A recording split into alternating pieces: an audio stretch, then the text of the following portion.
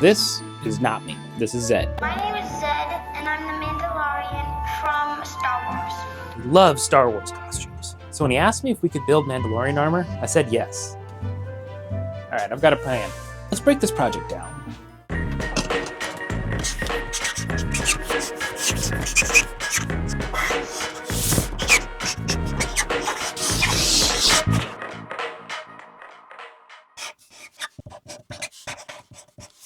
Alright, so I've got all of my parts. Let's get to work.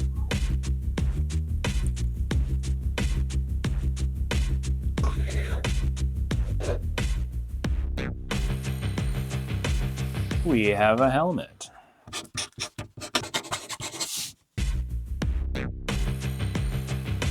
Wish I had a little mixing attachment for my drill. That'd be kind of cool. All right, made this. Haha, perfect. That worked amazingly well. So this is now what it looks like on the inside. I'm not going to win any fiberglassing awards, which now that I think about it would be a weird award. Probably exists. I'll come back tomorrow and see how that looks. So sticky.